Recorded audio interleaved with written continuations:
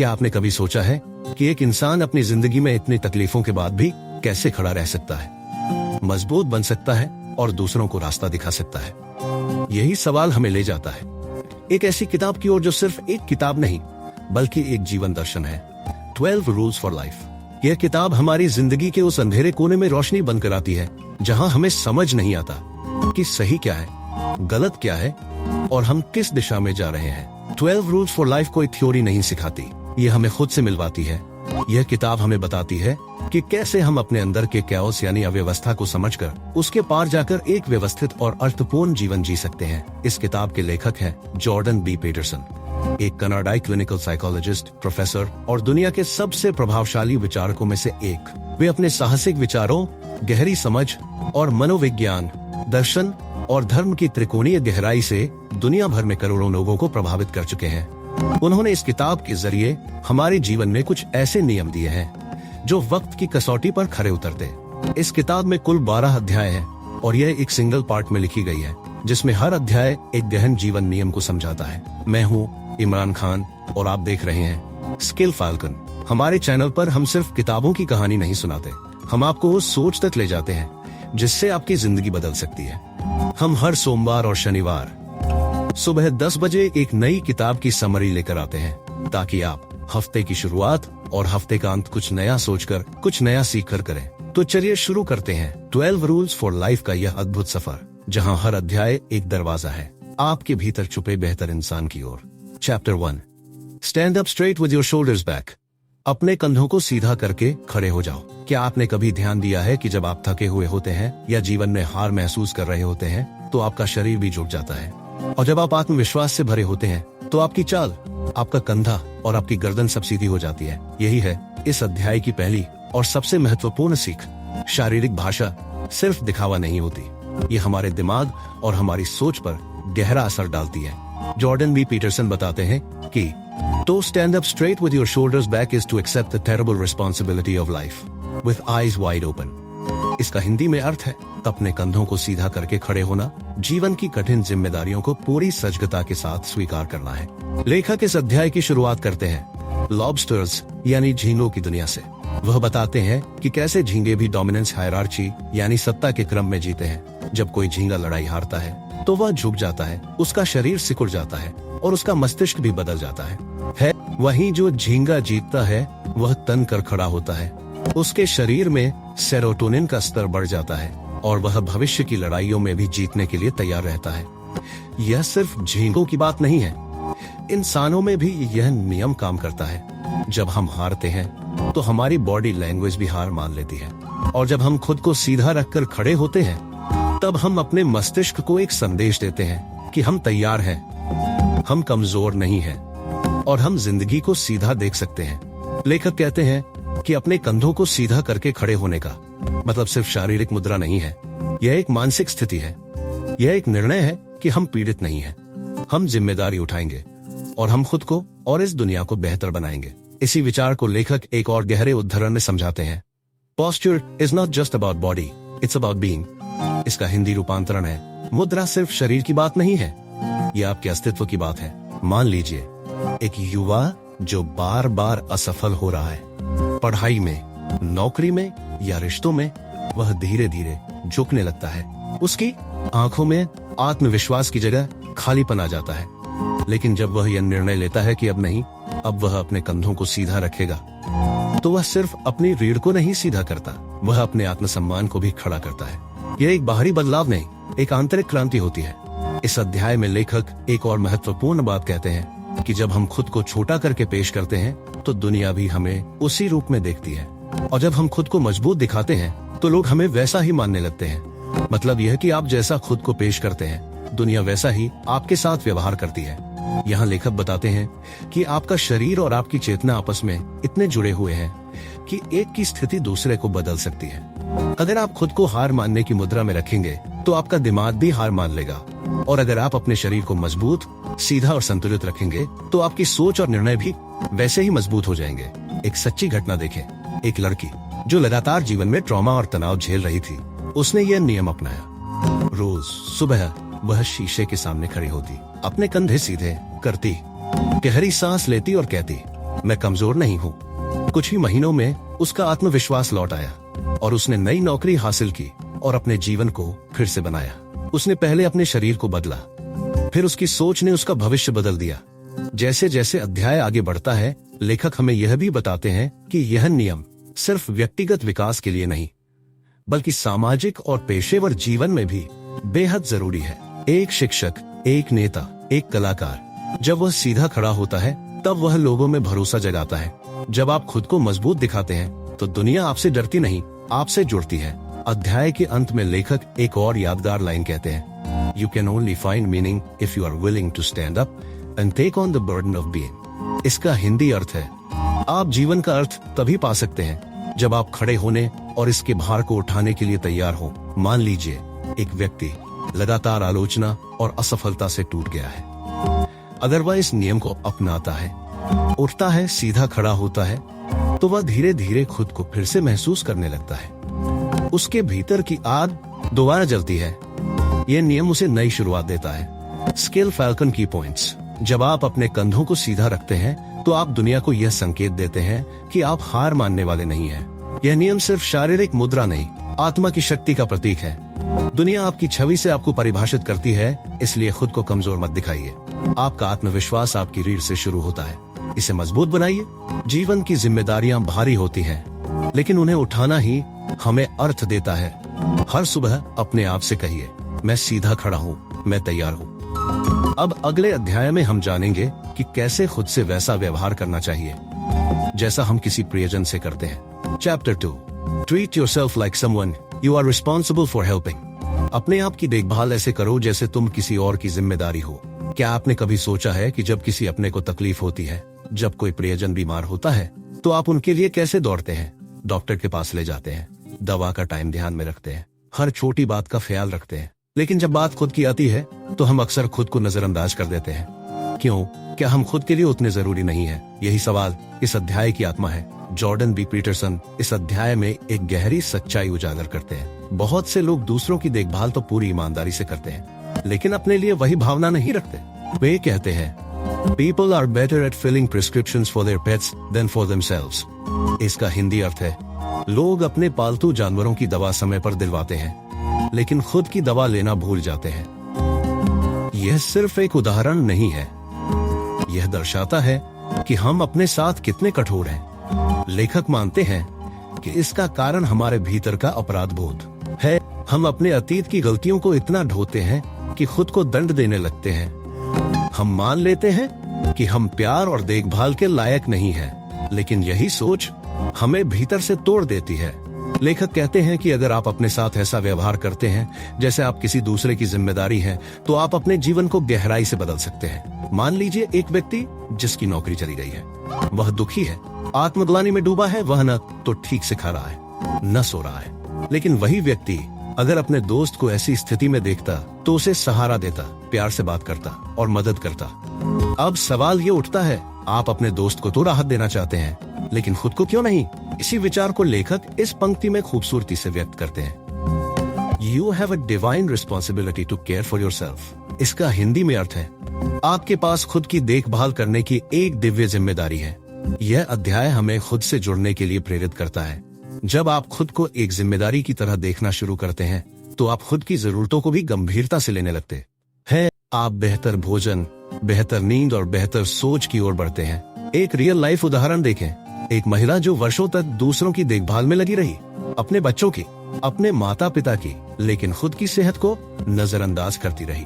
जब उसे डायबिटीज हुई और डॉक्टर ने चेतावनी दी, तो उसे एहसास हुआ कि अगर वह खुद की देखभाल नहीं करेगी तो वह किसी की मदद भी नहीं कर पाएगी। उसने पहली बार खुद को महत्व देना शुरू किया, योग करना शुरू किया, टाइम पर दवा लेना शुरू किया और आत्मसम्मान वापस पाया। लेखक बताते हैं कि जब आप खुद को ठीक से समझते हैं तो आप अपने जीवन को एक मिशन की तरह देखते हैं। वह कहते हैं कि हर इंसान का जीवन मूल्यवान है और खुद को बेहतर बनाने की प्रक्रिया एक नैतिक जिम्मेदारी है। यह अध्याय हमें यह भी सिखाता है कि खुद के लिए अच्छा करने का मतलब स्वार्थी होना नहीं है। वास्तव में जब आप खुद का ध्यान रखते हैं तो आप दूसरों की मदद करने के लिए और अधिक सक्षम हो जाते हैं। जैसे एक जलते दीपक से दूसरा दीपक जलाया जा सकता है, वैसे ही एक सशक्त व्यक्ति ही दूसरों को सहारा दे सकता है। लेखक की यह पंक्ति इस भावना को और स्पष्ट करती है।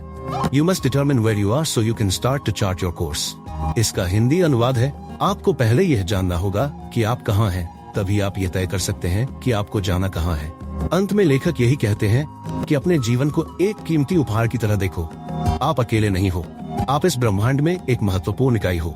आपकी खुशी, आपका स्वास्थ्य और आपका विकास सिर्फ आपका नहीं बल्कि उस समाज का भी लाभ है जिसमें आप रहते हैं। सोचिए एक ऐसे व्यक्ति की जो दूसरों की मदद करता है लेकिन अंदर से खाली हो चुका है।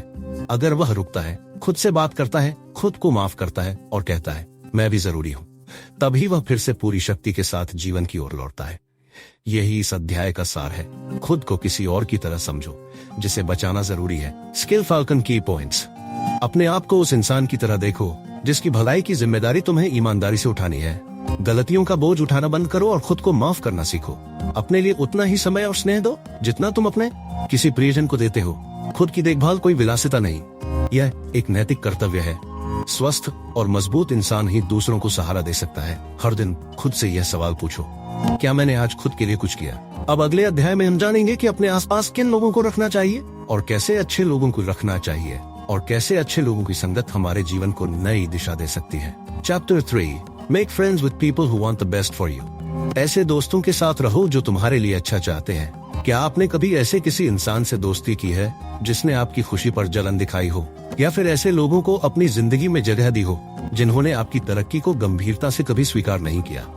अगर हाँ, तो आप अकेले नहीं हैं। हम में से बहुत से लोग ऐसे रिश्तों में उलझ जाते हैं जो बाहर से दोस्ती का नाम लिए होते हैं लेकिन अंदर से धीरे धीरे हमें तोड़ते जाते हैं। यही बात जॉर्डन बी पीटरसन इस अध्याय में बेहद भावनात्मक और बौद्धिक तरीके से समझाते हैं। वो कहते हैं कि दोस्ती सिर्फ साथ बैठकर समय बिताने का नाम नहीं है। असली दोस्ती वो है जिसमें आपके दोस्त आपके लिए अच्छा चाहते हैं, न कि सिर्फ तब साथ होते हैं जब आप नीचे गिरते हैं। इस अध्याय की शुरुआत लेखक एक गहरे अवलोकन से करते हैं। If you surround yourself with people who support your upward aim, they will not tolerate your cynicism and destructiveness. इसका हिंदी अनुवाद है, अगर आप अपने आसपास ऐसे लोगों को रखते हैं जो आपकी ऊंचाई की आकांक्षा का समर्थन करते हैं तो वे आपकी नकारात्मकता और आत्मविनाश को सहन नहीं करेंगे। लेखक यह भी बताते हैं कि हम अक्सर उन लोगों के साथ जुड़े रहते हैं जो हमें वैसे ही बने रहने देना चाहते हैं जैसे हम हैं, न कम न ज्यादा। क्योंकि अगर हम बदलते हैं तो उनकी असुरक्षा उभर आती है। वे हमारी तरक्की को एक चुनौती की तरह देखते हैं, इसलिए जब भी हम आगे बढ़ने लगते हैं वे हमें खींचने लगते हैं। और सबसे दुखद बात यह है कि हम इस रिश्ते को दोस्ती समझने की गलती कर बैठते हैं। एक उदाहरण ले, राहुल एक मध्यम वर्गीय परिवार से था। उसके 2 दोस्त थे जो हमेशा उसे नीचा दिखाते थे, उसकी नौकरी का मजाक उड़ाते थे, उसके सपनों को बेवकूफी कहते थे। लेकिन राहुल फिर भी उनके साथ समय बिताता रहा क्योंकि वह उन्हें बचपन से जानता था। फिर एक दिन उसकी मुलाकात एक ऐसे व्यक्ति से हुई जिसने कहा, तू ये कर सकता है, तुझमें वो है जो दूसरों में नहीं है। उसी दिन राहुल ने फैसला किया कि वह अब अपने आसपास उन्हीं लोगों को रखेगा जो उसका भला चाहते हैं। कुछ महीनों में उसका आत्मविश्वास बढ़ा और उसने एक नई नौकरी हासिल की। लेखक बताते हैं कि एक सच्चा दोस्त वो होता है जो आपको बेहतर देखना चाहता है। वो आपकी गलतियों पर चुप नहीं रहता, वो आपको चुनौती देता है। वो तब भी आपके साथ खड़ा होता है जब आप अकेले होते हो, लेकिन वह आपको वहीं पड़े रहने नहीं देता। वह चाहता है कि आप उठो, सीखो और आगे बढ़ो। लेखक एक शक्तिशाली वाक्य में कहते हैं, choose people who want things to be better not worse. Hindi में इसका अर्थ है, ऐसे लोगों को चुनो जो चीजों को बेहतर बनाना चाहते हैं, न कि और खराब। वह ये भी कहते हैं कि यह जरूरी नहीं कि हर पुराने दोस्त को बनाए रखा जाए। दोस्ती का मूल्य समय से नहीं बल्कि गहराई और सच्चाई से तय होता है। अगर कोई व्यक्ति आपको आपके उच्च उद्देश्य से दूर करता है तो उसे छोड़ देना ही आपके लिए बेहतर है। यहाँ लेखक हमें यह भी याद दिलाते हैं कि दूसरों की भलाई चाहने का मतलब ये नहीं कि आप उनकी हर कमजोरी को स्वीकार करें। सच्चा मित्र वह होता है जो आपके भले के लिए आपको असुविधाजनक सच भी कह देता है। एक और वास्तविक उदाहरण देखिए। एक लड़की ने अपने कॉलेज में कुछ नए दोस्तों से दोस्ती की। पहले तो सब ठीक लगा, लेकिन धीरे धीरे वह देखती है कि वे उसकी हर उपलब्धि का मजाक उड़ाते हैं, उसे पीने खाने की आदतों में उलझाते हैं और वो उसके लक्ष्य से भटका रहे हैं। जब उसने खुद से पूछा, क्या ये लोग वाकई मेरा भला चाहते हैं, तब उसे जवाब मिल गया। उसने साहस दिखाया, खुद को उनसे दूर किया और उन लोगों से जुड़ी जो उसके सपनों की इज्जत करते थे। लेखक अंत में यही कहते हैं कि जो लोग आपके लिए अच्छा चाहते हैं वो आपकी तकलीफ में आपके साथ खड़े रहते हैं, लेकिन वे चाहते हैं कि आप उस तकलीफ से बाहर निकले। वे आपके बहाने नहीं सुनते, वे आपको बेहतर बनते देखना चाहते हैं। वही असली दोस्त होते हैं। एक अंतिम उद्धरण जो इस अध्याय की आत्मा को दर्शाता है, a good friend desires the best for you even if it's inconvenient for them. Hindi में इसका अनुवाद है, एक अच्छा मित्र आपके लिए सबसे अच्छा चाहता है, चाहे वह उसके लिए असुविधाजनक ही क्यों ना हो। स्किल फाल्कन की पॉइंट्स। सच्चे दोस्त वे होते हैं जो आपकी सफलता से खुश होते हैं, न कि जलते हैं। अगर कोई आपकी बुराइयों को बढ़ावा दे रहा है तो वह मित्र नहीं है। अपने जीवन में ऐसे लोगों को चुनो जो आपको प्रेरित करें, न कि रोकें। हर पुराना दोस्त जरूरी नहीं कि सच्चा दोस्त भी हो। असली दोस्त वो है जो तब भी आपका साथ दे जब आप बदलाव की राह पर हो। हर दिन खुद से पूछो, क्या मेरे आसपास के लोग मुझे बेहतर बना रहे हैं या कमजोर। अब अगले अध्याय में हम जानेंगे कि अपने आप की तुलना दूसरों से नहीं बल्कि खुद के बीते हुए कल से क्यों करनी चाहिए। Chapter 4 compare yourself to who you were yesterday not to who someone else is today. खुद की तुलना कल के खुद से करो, किसी और से नहीं। क्या आपने कभी सुबह उठते ही सोशल मीडिया खोला और किसी की नई कार, किसी की विदेश यात्रा या फिर किसी की सफलता देखकर खुद को हीन महसूस किया? क्या आपने खुद से पूछा कि मैं अब तक क्या कर रहा हूँ? अगर हाँ, तो आप अकेले नहीं हैं। आज के समय में तुलना सबसे बड़ी मानसिक बीमारी बन चुकी है। जॉर्डन बी पीटरसन इस अध्याय में हमें यह सिखाते हैं कि कैसे इस आदत से छुटकारा पाया जा सकता है और कैसे खुद की तुलना सिर्फ खुद से करके जीवन में सच्ची प्रगति की जा सकती है। लेखक कहते हैं कि The only person you should try to be better than is the person you were yesterday। Hindi में इसका अर्थ है, जिस इकलौते व्यक्ति से तुम्हें बेहतर बनने की कोशिश करनी चाहिए वह है वह व्यक्ति जो तुम कल थे। ये एक साधारण सी बात लगती है, लेकिन इसके पीछे गहरी समझ छुपी है।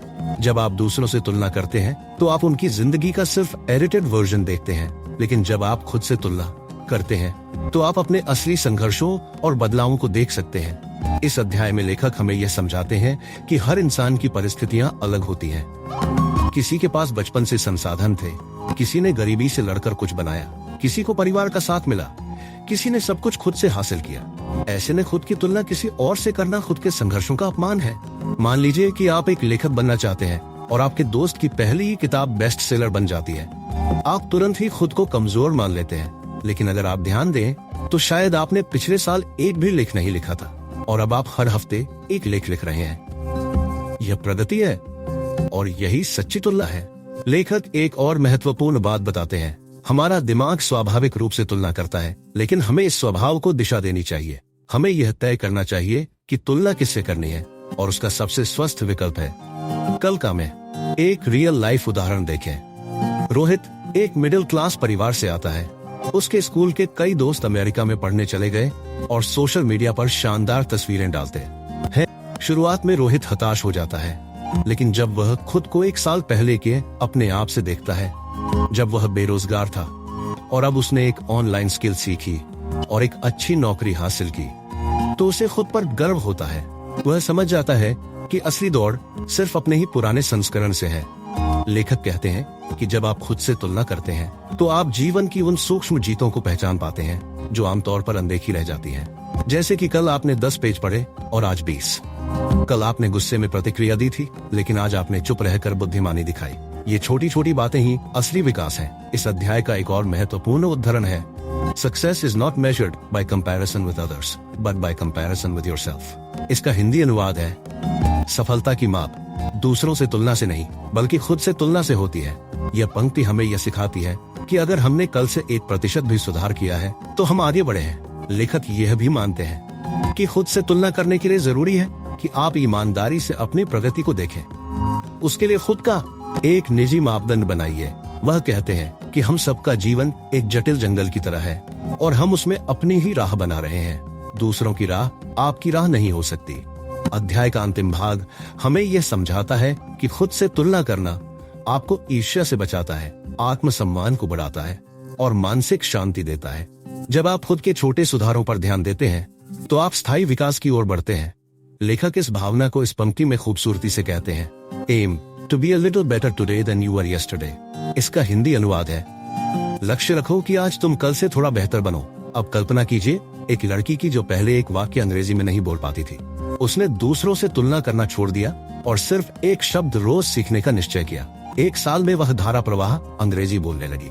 यही है असली जीत, यही है अपने कल से आज बेहतर बनने की ताकत। स्किल फाल्कन की पॉइंट्स। दूसरों से तुलना करना खुद के आत्मविश्वास को नष्ट करता है। हर इंसान की यात्रा अलग है, इसलिए तुलना भी सिर्फ खुद से करें। छोटे सुधार भी महान परिवर्तन की शुरुआत होते हैं। हर दिन खुद से पूछिए, क्या मैं आज कल से बेहतर हूँ? प्रगति का असली मापदंड है खुद का बीता हुआ संस्करण। सच्चा विकास वही है जो खुद के भीतर से शुरू होता है। अब अगले अध्याय में हम जानेंगे कि अपने बच्चों की परवरिश में क्यों यह जरूरी है कि हम उन्हें ऐसे कार्यों से रोकें जो उन्हें नापसंद किया जा सकता है। Chapter 5. Do not let your children do anything that makes you dislike them. अपने बच्चों को वो काम मत करने दो जिससे तुम खुद उनसे नफरत करने लगो। क्या आपने कभी किसी बच्चे को देखा है जो सबके सामने चिल्ला रहा है, चीजें फेंक रहा है या बड़ों की बात नहीं मान रहा है और उसके माता पिता सिर्फ मुस्कुराकर कह रहे हैं ये तो बच्चा है? क्या आपने तब सोचा है कि अगर यही व्यवहार जारी रहा तो बड़ा होकर ये बच्चा कैसा इंसान बनेगा? जॉर्डन डी पीटरसन इस अध्याय में एक कड़वी लेकिन जरूरी सच्चाई को उजागर करते हैं। माता पिता की यह जिम्मेदारी है कि वे अपने बच्चों को ऐसा कुछ न करने दें जिससे वे खुद अपने ही बच्चों को नापसंद करने लगे। लेखक कहते हैं कि children must be shaped and informed और दे कैन नॉट थ्राइव। इसका हिंदी अनुवाद है, बच्चों को आकार देना और मार्गदर्शन देना जरूरी है वरना वे आगे बढ़ नहीं सकते। वह यह भी बताते हैं कि एक बच्चा जब पैदा होता है तो वह पूरी तरह से अराजक कैओटिक होता है। उसमें नैतिकता नहीं होती, अनुशासन नहीं होता और आत्मनियंत्रण तो बिल्कुल नहीं होता। यह माता पिता का कार्य है कि वे उसे समाज का सभ्य सदस्य बनाएं। इस अध्याय में लेखक यह बताते हैं कि जब माता पिता बच्चों को अनुशासन नहीं देते, जब वे हर बार बहाना बनाते हैं अभी छोटा है, थक गया होगा, हमेशा ऐसा नहीं करता, तो वे अनजाने में अपने ही बच्चे को ऐसा बना देते हैं जिससे वे खुद भी असहज महसूस करने लगते हैं। यह स्थिति तब और खतरनाक हो जाती है जब ऐसे बच्चे समाज में जाते हैं और वहां भी अस्वीकार किए जाते हैं। नतीजा होता है अकेलापन, क्रोध और असंतुलन। एक उदाहरण जो इस अध्याय की आत्मा को दर्शाता है, discipline is the responsibility of parents not of society. Hindi में इसका अर्थ है अनुशासन की जिम्मेदारी माता पिता की है, समाज की नहीं। एक उदाहरण ले, एक दंपति अपने 5 साल के बेटे को हर बार मॉल में जोर जोर से रोने देता है जब उसे खिलौना नहीं मिलता। वे सोचते हैं कि बच्चा है, रोने दो, लेकिन धीरे धीरे यह बच्चा यह सीख जाता है कि रोकर, चिल्लाकर और बड़ों को शर्मिंदा करके वह जो चाहे पा सकता है। अब सोचिए, जब यही बच्चा 18 साल का होगा तो क्या वह एक जिम्मेदार नागरिक बन पाएगा या वह समाज और खुद के लिए एक खतरा बन जाएगा? लेखक इस विषय को और गहराई से समझाते हुए कहते हैं कि बच्चे माता पिता के चेहरे से दुनिया को पढ़ते हैं। अगर आप अपने ही बच्चे के व्यवहार से परेशान हैं, तो यकीन मानिए बाकी दुनिया उससे और ज्यादा परेशान होगी। इसलिए यह जरूरी है कि हम बच्चों को यह सिखाएं कि क्या सही है और क्या गलत। सिर्फ प्यार देना काफी नहीं है, सीमाएं देना भी उतना ही जरूरी है। लेखक कहते हैं कि बच्चों को अनुशासन देना क्रूरता नहीं है, बल्कि यह उनके लिए करुणा है। वे कहते हैं clear rules make for secure children and Sen parents. इसका हिंदी अनुवाद है, स्पष्ट नियम सुरक्षित बच्चों और संतुलित माता पिता को जन्म देते हैं। यहाँ लेखक यह भी बताते हैं कि अनुशासन का मतलब डांटना या मारना नहीं है। इसका अर्थ है कि आप बच्चे को उसके व्यवहार के परिणामों से अवगत कराएं, उसे समझाएं कि समाज में कौन सी चीजें स्वीकार्य हैं और कौन सी नहीं। जब आप बच्चे को समय रहते समझाते हैं तो वह एक बेहतर इंसान बनता है। एक और उदाहरण लीजिए, सुमन नाम की एक माँ अपने बेटे को जब भी गुस्से में चीजें तोड़ते देखती, वह सिर्फ यह कहती, बच्चा है, ठीक हो जाएगा। लेकिन जब उसी बेटे ने स्कूल में शिक्षक पर हाथ उठाया और उसे सस्पेंड कर दिया गया, तब सुमन को पहली बार एहसास हुआ कि अनुशासन देना कितना जरूरी था। लेखक यह भी बताते हैं कि जब हम बच्चों को अपनी सीमाएं नहीं बताते, तो वे दुनिया से वह क्रूर शिक्षा पाते हैं जो माता पिता उन्हें प्यार से दे सकते थे। समाज उन्हें अस्वीकार करता है, नौकरी नहीं देता, रिश्ते नहीं निभते और तब वे गुस्से, अवसाद और निराशा में जीने लगते हैं। एक आखिरी उदाहरण जो अध्याय के सार को समेटता है, If a child has not been taught to behave properly by the age of 4, it will forever be difficult for him to make friends. Hindi में इसका अर्थ है, अगर 4 साल की उम्र तक बच्चे को सही व्यवहार नहीं सिखाया गया, तो उसके लिए जीवन भर दोस्त बनाना मुश्किल रहेगा। स्किल फाल्कन की पॉइंट्स। बच्चों को अनुशासन देना उनका अपमान नहीं बल्कि उनका उत्थान है। अगर माता पिता अपने बच्चों के व्यवहार से परेशान है तो समाज उनसे और भी ज्यादा परेशान होगा। प्रेम के साथ सीमाओं का निर्धारण भी जरूरी है। बच्चों को अच्छे और बुरे व्यवहार के बीच का अंतर समय रहते सिखाना चाहिए। अनुशासन देने का अर्थ है बच्चे को समाज के योग्य बनाना। बच्चे अपने माता पिता के चेहरे से दुनिया को समझते हैं, इसलिए अगर आप उन्हें सही दिशा नहीं देंगे तो वे भटक सकते हैं। अब अगले अध्याय में हम जानेंगे कि दुनिया की आलोचना करने से पहले अपने जीवन को कैसे व्यवस्थित किया जाए। Chapter 6 set your house in perfect order before you criticise the world. दुनिया की आलोचना करने से पहले अपना घर ठीक करो। क्या आपने कभी ये सोचा है कि जब दुनिया में इतनी अन्याय, गरीबी और बुराइयां फैली हैं, तो हम अकेले क्या कर सकते हैं? क्या आपने खुद को ये कहते हुए पकड़ा है कि सरकार गलत है, सिस्टम खराब है, दुनिया बहुत मतलबी है? लेकिन क्या आपने यह भी कभी सोचा है कि क्या हम खुद पूरी तरह से ठीक है? क्या हमारा घर, हमारा जीवन, हमारे रिश्ते, हमारे विचार और हमारी आदतें सही दिशा में हैं? जॉर्डन बी पीटरसन इस अध्याय में हमें एक गहरा, कठोर लेकिन सच्चा पाठ पढ़ाते हैं कि जब तक हम खुद का जीवन व्यवस्थित नहीं कर लेते, तब तक हमें दुनिया की आलोचना करने का नैतिक अधिकार नहीं है। अध्याय की शुरुआत एक तीव्र सत्य से होती है। लेखक कहते हैं कि जब लोग बहुत गुस्से में होते हैं, निराश होते हैं या उन्हें लगता है कि दुनिया उनके खिलाफ है, तो वे बाहर के सिस्टम को दोष देना शुरू कर देते हैं। वे कहते हैं When you have something to say, silence is a lie।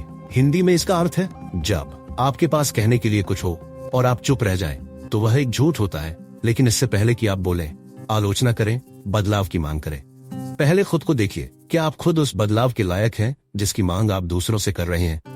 लेखक यह बताते हैं कि यह अध्याय विशेष रूप से उन लोगों के लिए है जो जीवन से नाराज हैं। वे कहते हैं कि जब कोई व्यक्ति अत्यधिक क्रोधित होता है और दूसरों को दोष देता है, माता पिता, सरकार, समाज, भगवान, तो वह अपने भीतर के दर्द और अव्यवस्था को नहीं देख पाता। इसलिए सबसे पहले अपना घर ठीक करें, अपने कमरे की सफाई से शुरुआत करें, अपने खाने पीने, सोने जागने और उठने बैठने की दिनचर्या सुधारें, अपने रिश्तों को सुलझाएं, तभी आप स्पष्ट दृष्टि से दुनिया को देख पाएंगे। एक उदाहरण से इसे समझिए। अजय एक युवा है जो सोशल मीडिया पर रोज सरकार, समाज और दुनिया के खिलाफ लिखता है, लेकिन उसका खुद का कमरा बिखरा रहता है। उसके माँ बाप से संबंध बिगड़े हुए हैं, वह अपने करियर को लेकर दिशाहीन है। ऐसे में लेखक पूछते हैं, क्या अजय को दुनिया को सुधारने की सलाह देने का हक है जब वह खुद की जिम्मेदारी नहीं निभा पा रहा? यहाँ लेखक एक और महत्वपूर्ण बात कहते हैं, If you cannot bring peace to your own household, how dare you try to rule a city? Hindi अनुवाद, अगर आप अपने ही घर में शांति नहीं ला सकते, तो आपको किसी शहर पर शासन करने का साहस कैसे हो सकता है? यह वाक्य हमें झकझोर देता है क्योंकि यह हमें खुद की कमजोरी की ओर इशारा करता है। लेखक यह भी बताते हैं कि हर बुराई का सामना बाहर से नहीं होता। कभी कभी हमें अपने भीतर के अंधकार को देखना होता है। जब हम अपनी कमजोरियों को स्वीकार करते हैं, तब हम उन्हें ठीक भी कर सकते हैं। लेकिन जब हम लगातार दूसरों को दोष देते रहते हैं, तब हम खुद को सुधारने की प्रक्रिया से दूर चले जाते हैं। एक रियल लाइफ उदाहरण लें। नीलम एक स्कूल टीचर हैं। उन्हें हमेशा शिक्षा व्यवस्था की आलोचना करते देखा गया, लेकिन जब उन्होंने अपने ही पढ़ाने के तरीकों की समीक्षा की, तो उन्हें कई खामियां दिखी। उन्होंने खुद को बेहतर किया, नए तरीके सीखे, बच्चों से जुड़ाव बनाया और अपनी कक्षा को प्रेरणादायक बना दिया। तब जाकर उनका आक्रोश रचनात्मक बन पाया। लेखक यह स्पष्ट करते हैं कि आलोचना बुरी चीज नहीं है, लेकिन वह तभी सार्थक होती है जब वह खुद से शुरू हो। जब तक आपका जीवन अव्यवस्थित है, तब तक आपकी आलोचना सिर्फ शोर बनकर रह जाती है। एक आखिरी उद्धरण जो इस अध्याय के सार को समेटता है, before you complain about the world, make sure your own house is in order. Hindi में इसका अर्थ है, दुनिया की शिकायत करने से पहले ये सुनिश्चित करें कि आपका अपना घर व्यवस्थित है। स्किल फाल्कन की पॉइंट्स। दुनिया को बदलने से पहले खुद को बदलना जरूरी है। आलोचना तब तक सार्थक नहीं होती जब तक आपका अपना जीवन ठीक न हो। अपने जीवन में व्यवस्था लाना आत्मसमर्पण नहीं, आत्मनिर्माण है। छोटे सुधार जैसे कमरा साफ करना, समय पर उठना, रिश्तों को ठीक करना, बड़े बदलाव की शुरुआत होते हैं। अपने घर और जीवन में शांति लाकर ही आप समाज में सकारात्मक परिवर्तन ला सकते हैं। जब आप खुद बेहतर बनते हैं, तभी आपकी बातें असरदार बनती हैं। अब अगले अध्याय में हम जानेंगे कि जीवन को अर्थहीन समझने की बजाय उसमें जिम्मेदारी और उद्देश्य कैसे ढूंढा जाए और कैसे दर्द को टालने की बजाय उसका सामना करके हम एक सार्थक जीवन जी सकते हैं। Chapter 7, pursue what is meaningful, not what is expedient. जो सार्थक है उसका पीछा करो, न कि जो आसान है उसका। क्या आपने कभी खुद से यह सवाल किया है कि मैं जो कर रहा हूँ, क्या वह सच में मेरे जीवन को बेहतर बना रहा है, या मैं सिर्फ तत्काल लाभ के पीछे भाग रहा हूँ? क्या आपने कभी कोई ऐसा काम किया है जो बहुत आसान था, लेकिन दिल के अंदर से लगता था कि यह सही नहीं है? जॉर्डन बी पीटरसन इस अध्याय में हमें जीवन के सबसे गहरे प्रश्न से जोड़ते हैं। क्या हम सार्थकता के पीछे भाग रहे हैं या सिर्फ सुविधा और तात्कालिक लाभ के पीछे? लेखक कहते हैं, meaning is what we do to justify our existence in the face of suffering. Hindi में इसका अर्थ है, सार्थकता वही है जो हमें पीड़ा के बावजूद हमारे अस्तित्व को सही ठहराने की शक्ति देती है। यह अध्याय हमें बताता है कि असली खुशी और संतोष तात्कालिक आनंद या आसान रास्तों से नहीं, बल्कि जिम्मेदारी उठाने और अपने उद्देश्य के लिए संघर्ष करने से आता है। यहाँ लेखक दो मार्गों की तुलना करते हैं। एक है एक्सपीडियंसी यानी शॉर्टकट, तात्कालिक फायदा, बिना मेहनत के सफलता की चाह। दूसरा है मीनिंग यानी दीर्घकालिक उद्देश्य, संघर्ष और आत्म बलिदान का मार्ग। जो लोग आसान रास्ता चुनते हैं वे आज के लिए जीते हैं, लेकिन कल खो देते हैं। जबकि जो लोग अर्थपूर्ण जीवन चुनते हैं वे आज संघर्ष करते हैं, लेकिन कल एक मजबूत और संतुलित व्यक्तित्व पाते हैं। एक उदाहरण जो इस अध्याय के दिल को छूता है, meaning trumps experience. Meaning gratifies all impulses now and forever. इसका हिंदी अनुवाद है, सार्थकता तात्कालिक लाभ से श्रेष्ठ होती है। सार्थकता हर भावना को तृप्त करती है, अभी भी और हमेशा के लिए। अब एक उदाहरण लेते हैं। राहुल नाम का एक युवा है जो दिन भर मोबाइल पर रील्स देखता है, गेम्स खेलता है, और जब भी कोई मुश्किल काम आता है वह उसे टाल देता है। उसे लगता है कि इन कामों से तुरंत आनंद मिलता है, लेकिन धीरे धीरे वह बेचैन, असंतुष्ट और उद्देश्यविहीन महसूस करने लगता है। वहीं उसकी दोस्त प्रिया, जो हर सुबह उठकर किताबें पढ़ती है, कठिन परीक्षा की तैयारी कर रही है, सामाजिक कार्य में लगी है, उसे भी मुश्किलें हैं, लेकिन उसका चेहरा आत्मविश्वास और संतुलन से भरा होता है। यही फर्क है मीनिंगफुल और एक्सपीरियंस जीवन के बीच।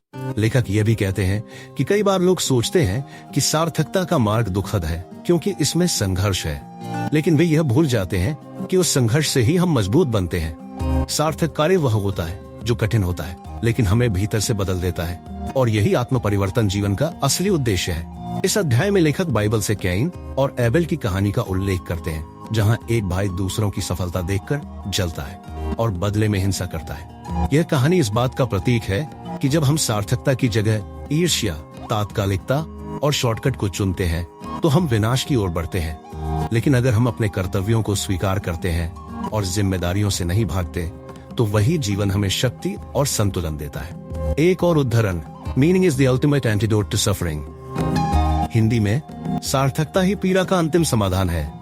अब एक और उदाहरण लेते हैं। सीमा एक साधारण महिला है जिसने अपने जीवन में बहुत संघर्ष देखा, गरीबी, बीमारी, अकेलापन, लेकिन उसने खुद को व्यस्त रखा। बच्चों की पढ़ाई में, समाज सेवा में, दूसरों की मदद करने में। उसके जीवन में तमाम कष्ट थे, लेकिन सार्थकता थी, और यही सार्थकता उसे भीतर से स्थिर और शांति से भरा बनाती है। लेखक यह भी समझाते हैं कि मीनिंग का पीछा करने के लिए सैक्रिफाइस करना पड़ता है। हमें अपनी सुविधा, आलस्य और लालच की बलि देनी पड़ती है, लेकिन हर बलिदान एक बीज की तरह होता है जो समय के साथ फल देता है। स्किल फाल्कन की पॉइंट्स। सार्थकता का मार्ग आसान नहीं होता, लेकिन वही आत्मिक संतोष देता है। तात्कालिक लाभ देने वाले शॉर्टकट जीवन को खाली और असंतोष से भर देते हैं। अपने जीवन को उद्देश्य से जोड़ना ही असली परिवर्तन है। मीनिंग के लिए संघर्ष, अनुशासन और त्याग की जरूरत होती है, लेकिन यही हमें मजबूत बनाता है। हर बार जब आप कठिन कार्य चुनते हैं तो आप अपने चरित्र को मजबूत करते हैं। आसान काम करना आराम देता है, लेकिन मुश्किल और सही काम करना आत्मसंतोष देता है। अब अगले अध्याय में हम जानेंगे कि सच्चाई को बोलने की ताकत क्यों जरूरी है, और झूठ बोलकर हम अपने और दूसरों के जीवन को कैसे नुकसान पहुंचा। चैप्टर 8, टेल द ट्रूथ और एट लीस्ट डोंट लाई। अध्याय 8, सच बोलो या कम से कम झूठ मत बोलो। क्या आपने कभी किसी ऐसे झूठ को बोला है जो आपको तुरंत बचा ले, लेकिन बाद में अंदर ही अंदर आपको खा जाए? क्या कभी ऐसा हुआ है कि आपने सच्चाई जानकर भी चुप्पी साध ली ताकि सब कुछ आसान बना रहे? जॉर्डन बी पीटरसन इस अध्याय में एक असाधारण और कठोर सत्य से हमें रूबरू कराते हैं। झूठ बोलना सिर्फ दूसरों को धोखा देना नहीं है, बल्कि यह खुद को भी धीरे धीरे खत्म करना है। लेखक कहते हैं, When you tell the truth, you bring the most habitable reality into being. Hindi में इसका अर्थ है, जब आप सच बोलते हैं तो आप सबसे रहने योग्य यथार्थ को जन्म देते हैं। यह अध्याय हमें यह सिखाता है कि सच्चाई चाहे जितनी भी कठोर क्यों न हो, वह झूठ के आरामदायक भ्रम से कहीं अधिक शक्तिशाली होती है। झूठ बोलना हमारी एक आम आदत बन चुकी है, कभी किसी को खुश करने के लिए, कभी खुद को सही दिखाने के लिए, कभी किसी टकराव से बचने के लिए हम असलियत को छुपा लेते हैं। लेकिन लेखक हमें बताते हैं कि हर छोटा झूठ एक जहर की तरह होता है, जो हमारे विचारों, रिश्तों और आत्मा को धीरे धीरे जहर देता है। जब हम बार बार झूठ बोलते हैं तो हम अपनी ही पहचान खोने लगते हैं। हमें यह समझ नहीं आता कि हम सच में कौन हैं, क्या चाहते हैं और क्यों जी रहे हैं। एक उदाहरण जो इस अध्याय की आत्मा को समेटता है, A lie makes you weak and you can feel it। Hindi में, झूठ आपको कमजोर बनाता है और आप इसे महसूस कर सकते हैं। एक उदाहरण से समझते हैं। रजत एक कंपनी में काम करता है। बॉस की हर बात पर हाँ कहता है, भले ही उसे लगे कि वह गलत है। वह क्लाइंट को ऐसे वादे करता है जो पूरे नहीं कर सकता। वह हर दिन छोटे छोटे झूठ बोलता है ताकि किसी समस्या से बच सके। धीरे धीरे उसे घुटन महसूस होती है। उसकी टीम का उस पर से भरोसा उठ जाता है और वह खुद अपनी ही नजरों में गिरने लगता है। एक दिन जब सब कुछ बिखर जाता है, तब उसे समझ आता है कि वह खुद के बनाए जाल में फंस चुका है। लेखक यह भी समझाते हैं कि हमेशा सच बोलना आसान नहीं होता। कई बार सच्चाई किसी को आहत कर सकती है, कोई रिश्ता बिगड़ सकता है, कोई अवसर छिन सकता है। लेकिन जब हम सच्चाई के साथ खड़े होते हैं तो हम खुद को मजबूत बनाते हैं। हमें सब कुछ खो देने का डर नहीं रहता, क्योंकि जो कुछ हमारे पास होता है वह सच्चाई पर खड़ा होता है, भ्रम पर नहीं। एक और उदाहरण जो इस अध्याय में गूंजता है, to tell the truth is to bring the world into being. Hindi अनुवाद, सच बोलना दुनिया को अस्तित्व में लाना है। इसका मतलब है कि जब हम सच्चाई के साथ जीते हैं तब हम अपनी दुनिया को बेहतर, स्थिर और विश्वसनीय बनाते हैं। अब एक और उदाहरण ले। नेहा एक स्कूल टीचर है। जब उसने देखा कि उसकी सहकर्मी बच्चों के साथ अनुचित व्यवहार कर रही है तो पहले डर के कारण वह चुप रही।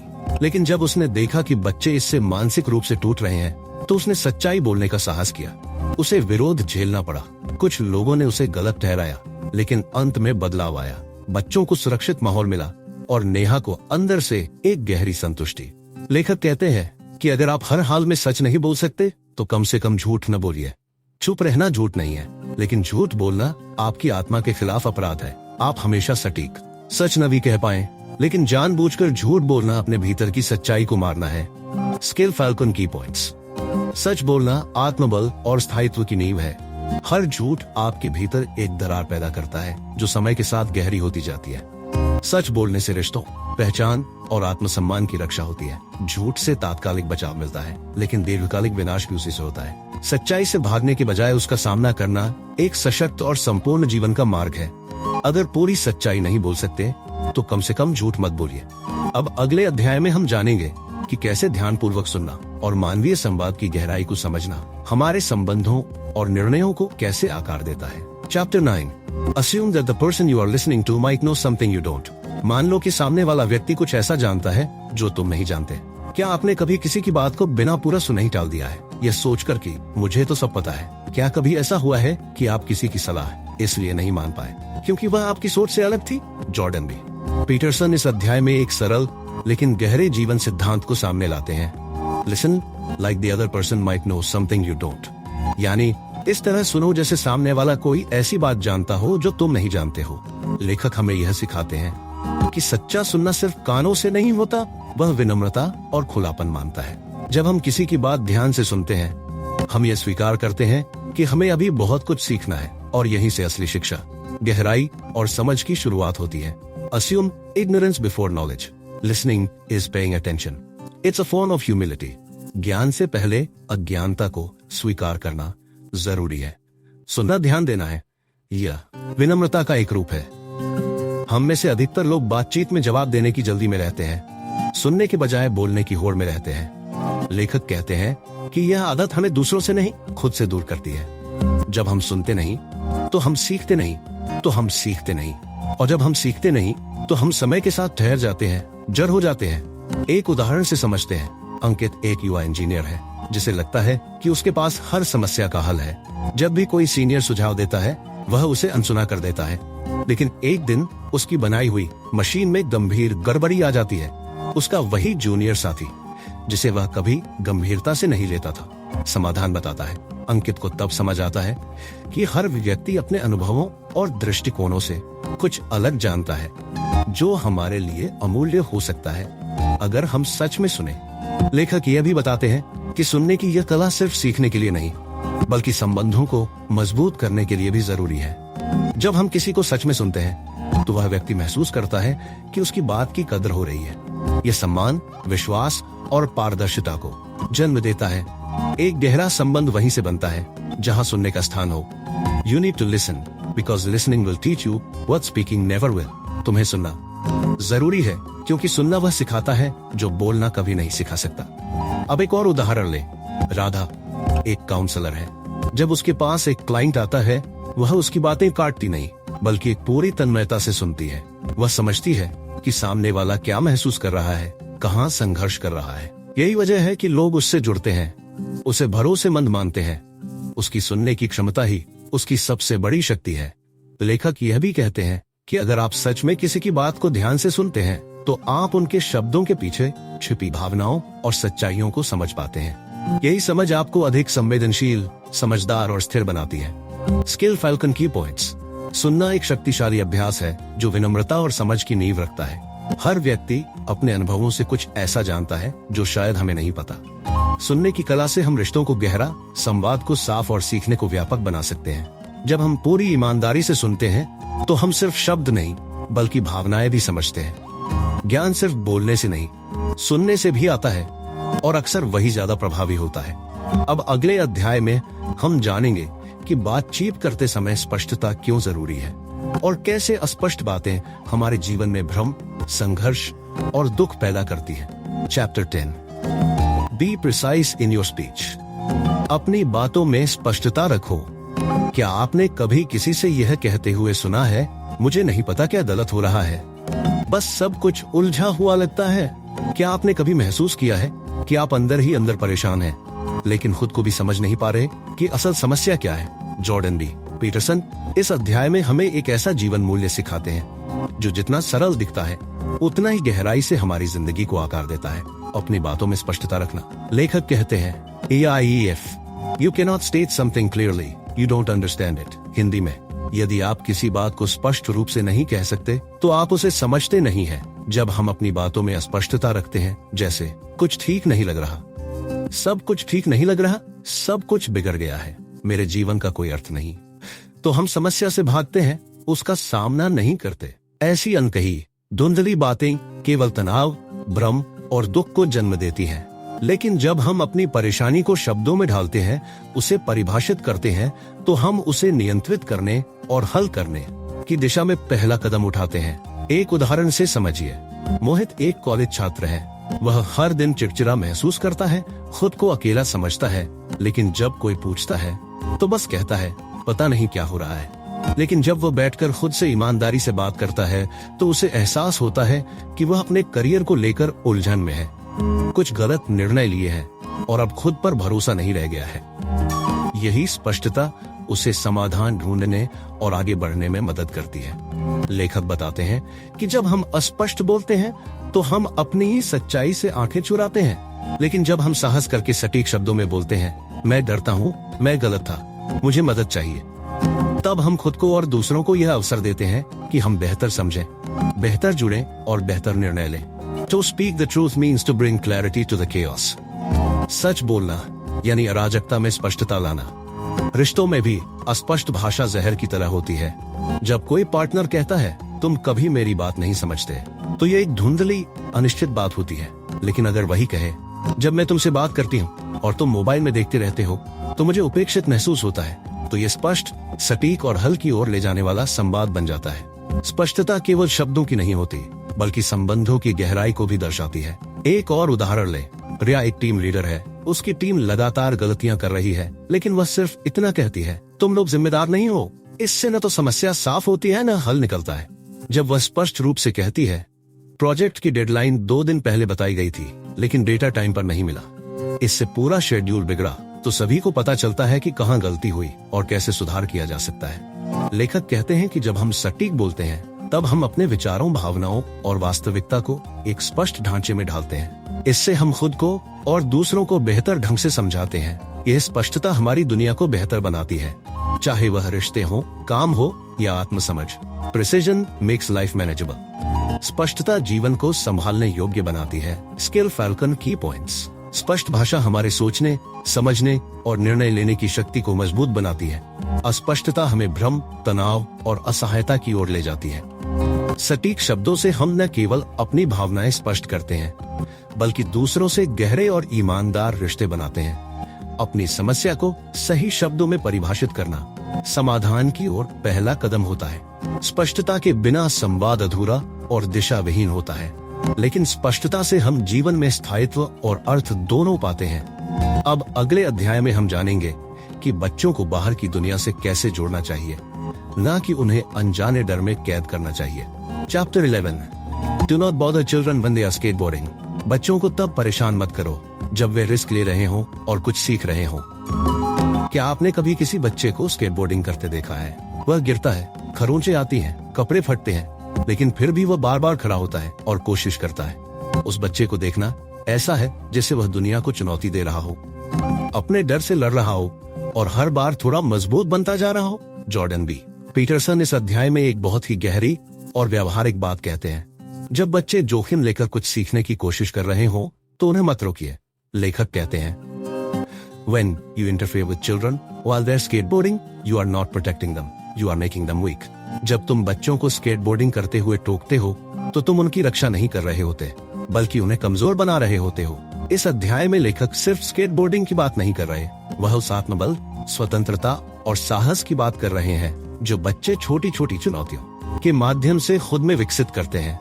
जब हम बच्चों को रिस्क लेने से रोकते हैं, गिर जाओगे, चोट लग जाएगी, ये मत करो, तब हम दरअसल उनकी हिम्मत और निर्णय क्षमता को कुंद कर रहे होते हैं। एक उदाहरण लें। रजत 7 साल का बच्चा है। वह पेड़ पर चढ़ना चाहता है, लेकिन उसकी माँ उसे बार बार मना करती है। वह कहती है, गिर जाओगे, हड्डी टूट जाएगी। रजत डर जाता है और धीरे धीरे उसके अंदर हर नई चीज को लेकर हिचकिचाहट घर कर जाती है। लेकिन दूसरी ओर उसका दोस्त आरव, जो गिरते हुए भी चढ़ना सीखता है, एक दिन आत्मविश्वासी, निर्भीक और सक्षम बन जाता है। यही अंतर है। एक को डर ने रोका, दूसरे को अनुभव ने सिखाया। लेखक बताते हैं कि जीवन जोखिमों से भरा हुआ है। अगर हम बच्चों को रिस्क से बचाने के नाम पर उन्हें हर अनुभव से वंचित कर देंगे तो वे न तो अपनी सीमाएं पहचान पाएंगे, न उन्हें पार कर पाएंगे, और तब जब असली जिंदगी की कठिनाइयां आएंगी वे पूरी तरह असहाय महसूस करेंगे। Kids need adventure. They need to be allowed to test themselves and to learn from failure. उन्हें खुद को आजमाने और असफलता से सीखने की अनुमति मिलनी चाहिए। यह अध्याय सिर्फ बच्चों के साहस को प्रोत्साहित करने के लिए नहीं है, बल्कि यह आज के ओवर प्रोटेक्टिव माहौल पर एक कटाक्ष भी है। लेखक कहते हैं कि हम एक ऐसी दुनिया बना रहे हैं जहां जोखिम को दुश्मन माना जाता है, लेकिन जोखिम ही वह जगह है जहां आत्मा विकसित होती है, चरित्र बनता है और आत्मविश्वास आकार लेता है। एक और उदाहरण। साक्षी एक किशोरी है। वह साइकिल से दूर तक जाना चाहती है, लेकिन उसके पिताजी हमेशा कहते हैं, रास्ते सुरक्षित नहीं है, मत जाओ। धीरे धीरे साक्षी के भीतर डर बस जाता है। वह कभी अकेले निर्णय नहीं ले पाती। वह है उसकी सहेली जो हर वीकेंड ट्रैकिंग जाती है, हर अनुभव से कुछ नया सीखती है और खुद पर विश्वास करना सीखती है। लेखक यह भी कहते हैं कि जब हम बच्चों को बार बार रोकते हैं, टोकते हैं, नियंत्रित करते हैं, तो हम अनजाने में एक और खतरनाक चीज कर रहे होते हैं। हम उन्हें यह सिखा रहे होते हैं कि वे कमजोर हैं। यह सोच जब उनके मन में बैठ जाती है तो वे जीवन भर दूसरों की अनुमति के बिना आगे नहीं बढ़ पाते। Desire to protect can become a form of tyranny when it's not tempered by wisdom. रक्षा की इच्छा जब बुद्धिमत्ता से नियंत्रित नहीं होती तो वह अत्याचार बन जाती है। Skill falcon key points. बच्चों को जीवन के जोखिम उठाने देने से उनका आत्मविश्वास और निर्णय क्षमता विकसित होती है। ओवर प्रोटेक्शन बच्चों को साहसी नहीं, निर्भर और डरे हुए बनाता है। रिस्क अनुभव देता है और अनुभव से ही समझदारी और आत्मबल पैदा होता है। बच्चों को गिरने देना कभी कभी उन्हें भविष्य में उड़ने के लिए पंख देता है। जो बच्चे सीमाओं को छूते हैं वही बड़े होकर उन्हें पार भी कर पाते हैं। अब अगले और अंतिम अध्याय में हम जानेंगे कि छोटे से छोटे क्षण में भी जीवन के अर्थ को कैसे देखा जा सकता है और अस्तित्व के बोझ को कैसे सुंदरता में बदला जा सकता है। Chapter 12. Pet a cat. When you encounter one on the street, जब किसी सड़क पर कोई बिल्ली मिले तो उसे प्यार से सहला दो। क्या आपने कभी जिंदगी के बीचों बीच अचानक आई शांति की एक छोटी सी झलक को महसूस किया है? जैसे एक तेज और थकाने वाले दिन के बाद अचानक ठंडी हवा का झोंका आ जाए या अचानक किसी अजनबी की मुस्कान मिल जाए। जॉर्डन बी पीटरसन इस अध्याय में हमें सिखाते हैं कि जब जीवन भारी हो, जब दुख बहुत बड़ा लगे, तब भी सुंदरता को पहचानो। भले ही वह एक बिल्ली हो जो किसी गली में आराम कर रही हो। लेखक कहते हैं, If you pay careful attention, even on a bad day, you may be fortunate enough to be visited by a cat. Hindi में, यदि तुम ध्यान से देखो तो शायद किसी बुरे दिन भी तुम्हारे पास एक बिल्ली आ जाए। यह अध्याय पीटरसन की व्यक्तिगत पीड़ा और संघर्षों से गहराई से जुड़ा है। उनकी बेटी मिखाइला गंभीर स्वास्थ्य समस्याओं से जूझ रही थी। अस्पताल, दर्द, अनिश्चितता, यह सब उनके जीवन का हिस्सा बन गया था। ऐसे समय में उन्होंने जाना कि जब जीवन में कुछ बड़ा ठीक नहीं किया जा सकता, तब भी कुछ छोटा, सुंदर और शांत महसूस किया जा सकता है, जैसे किसी सड़क पर आराम करती हुई एक बिल्ली। यह अध्याय हमें यह सिखाता है कि जब जीवन में दुख अपरिहार्य हो, जब उत्तर नहीं मिलते, जब संघर्ष थका देने वाला हो, तब भी एक क्षणिक सुंदरता को महसूस करना, एक शांत दृश्य को देखना, ये सब जीवन को सहने लायक बना सकता है। In the darkest moments of suffering, the smallest things can keep us going. सबसे अंधेरे क्षणों में सबसे छोटी चीजें भी हमें आगे बढ़ने की ताकत दे सकती हैं। एक उदाहरण लीजिए। अनामिका की माँ कैंसर से लड़ रही है। हर दिन अस्पताल जाना, रिपोर्ट्स देखना, माँ की तकलीफ को सहना, यह उसकी दुनिया बन चुकी है। एक दिन जब वह थकी हारी अस्पताल से लौट रही थी, तो रास्ते में एक बिल्ली उसकी गोदी में आकर बैठ जाती है। वह कुछ मिनटों तक उसे सहलाती है। वह बिल्ली उसकी पीड़ा नहीं मिटाती, लेकिन उस पल में उसे एक छोटा सा सुकून मिलता है। यही पल उसे टूटने से बचा देता है। लेखक कहते हैं कि हमें यह समझना होगा कि जीवन का दुख मिटाना हमेशा संभव नहीं होता, लेकिन जीवन को जीने योग्य बनाना वह हमारे हाथ में होता है। यह हम कैसे करते हैं? छोटे छोटे पलों को देखकर, उन्हें महसूस करके और उन्हें संजोकर। यह अध्याय हमें यह भी सिखाता है कि कभी कभी ताकत का अर्थ केवल यह नहीं होता कि आप कठिनाइयों से लड़ें, बल्कि यह भी होता है कि आप कठिनाई के बीच कुछ खूबसूरत देख सके। जब चीजें हमारे नियंत्रण में नहीं होती, तब भी हमारे पास यह शक्ति होती है कि हम अपनी चेतना को कुछ बेहतर की ओर मोड़ सके। You must stop and look when life is too much to bear. जब जीवन सहन करने लायक न रहे, तो रुकना और देखना जरूरी हो जाता है। यह अध्याय उन सभी के लिए है जो किसी निजी दुख से गुजर रहे हैं। अपनों की बीमारी, रिश्तों का टूटना, मानसिक तनाव या जीवन की गहराइयों में खो जाना। लेखक यह नहीं कहते कि वह सब ठीक हो जाएगा। वह कहते हैं शायद नहीं होगा, लेकिन इसका अर्थ यह नहीं कि सब कुछ खत्म हो गया। इसका अर्थ है कि अब तुम्हें बहुत छोटे और बहुत सच्चे पलों की ओर देखना होगा, जैसे सड़क पर मिली एक बिल्ली। Skill falcon key points. जीवन का हर दुख दूर नहीं किया जा सकता, लेकिन उसमें सुंदरता ढूंढना संभव है। छोटे छोटे पलों की सुंदरता, जैसे एक बिल्ली का सिर सहलाना, जीवन को सहने योग्य बना सकता है। असहनीय समय में भी अगर आप रुककर थोड़ा देख लें, तो शांति मिल सकती है। ताकत का अर्थ हमेशा लड़ना नहीं होता, कभी कभी देखना, महसूस करना और जीना भी ताकत है। सच्ची समझदारी वही है जो कहे, मैं ठीक नहीं हूँ, फिर भी मैं ये छोटा पल पूरी तरह जी लूंगा। यह किताब 12 ऐसे नियमों की बात करती है जो किसी साधारण जीवन को असाधारण बनाने की ताकत रखते हैं। यह सिर्फ क्या करना चाहिए वाली किताब नहीं है, बल्कि यह क्यों करना चाहिए और कैसे करना चाहिए की गहराई से बात करती है। यह किताब आपको बताती है कि जिंदगी एक जंग है, लेकिन यह जंग लड़ी जा सकती है अगर आपके पास सही नियम हो। 12 रूल्स फॉर लाइफ एक ऐसी किताब है जो अनुशासन, उद्देश्य, आत्म जिम्मेदारी और सच्चाई के महत्व को फिर से परिभाषित करती है। यह किताब बताती है कि हम अक्सर दूसरों को सुधारने की कोशिश में लग जाते हैं, लेकिन असली क्रांति तब शुरू होती है जब हम खुद को सुधारते हैं। यह किताब हमें यह भी सिखाती है कि दर्द से भागना नहीं है, बल्कि उसके साथ चलना सीखना है, क्योंकि अर्थ दर्द के बीच ही पाया जाता है। जॉर्डन बी पीटरसन इस किताब में हमें दुनिया को देखने का एक नया चश्मा देते हैं। उनका ये संदेश साफ है कि एक व्यक्ति की सोच, उसका व्यवहार और उसका आत्म अनुशासन पूरी दुनिया में फर्क ला सकता है। अगर आप खुद को थोड़ा सा भी बेहतर बनाते हैं तो आप इस दुनिया को थोड़ा बेहतर बना रहे हैं। इस किताब की सबसे बड़ी ताकत यह है कि यह हमें हमारे खुद के खिलाफ खड़ा करती है ताकि हम खुद से बेहतर बन सके। ये नियम कानून नहीं है, ये जीने के रास्ते हैं। ये किताब कहती है कि meaning is the antidote to chaos. अराजकता का सबसे बड़ा इलाज है। हर अध्याय, हर नियम एक दरवाजा खोलता है भीतर की एक दुनिया का।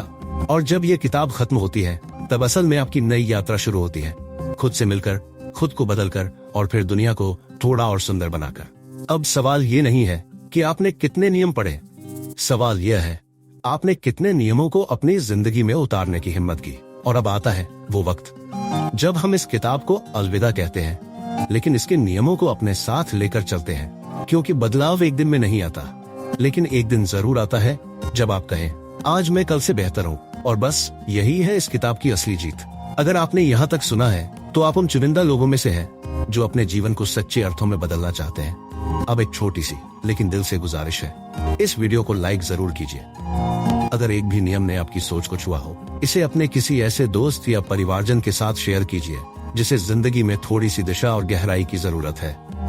और हाँ, सब्सक्राइब कर लीजिए स्किल फाल्कन को, क्योंकि यहाँ किताबें सिर्फ पढ़ी नहीं जाती, महसूस की जाती हैं। अगर आपने पिछली किताब डीप वर्क और the power of your subconscious mind की समरी नहीं देखी है तो डिस्क्रिप्शन में लिंक है, जरूर देखिए। वो किताब और यह किताब मिलकर आपकी सोच की पूरी धारा को बदल सकती हैं। मैं इमरान खान हर शनिवार और सोमवार सुबह 10 बजे स्किल फाल्कन पर लेकर आता हूँ एक ऐसी किताब की समरी जो आपकी सोच, आपकी आदतें और आपके फैसले तीनों को छू ले। हमारी समरीज थोड़ी लंबी जरूर होती हैं, लेकिन क्योंकि हम जानते हैं कि सच्चे बदलाव के लिए गहराई में जाना जरूरी होता है। सतह पर तैरने वाले अक्सर मोती नहीं ढूंढ पाते। अब जब आपने 12 रूल्स फॉर लाइफ को समझा है तो अपनी जिंदगी के नियम खुद गढ़िए, अपने कंधों को सीधा करके चलिए, सच बोलिए, अपने अतीत से बेहतर बनिए। और जब जिंदगी भारी लगे तो किसी गली में बैठी बिल्ली को जरूर सहलाइए। जल्द ही मिलते हैं एक और जिंदगी बदल देने वाली किताब के साथ। तब तक के लिए अपनी सोच को संभालिए, अपने मन को दिशा दीजिए और हर दिन को थोड़ा बेहतर बनाइए। Thank you. Have a great time.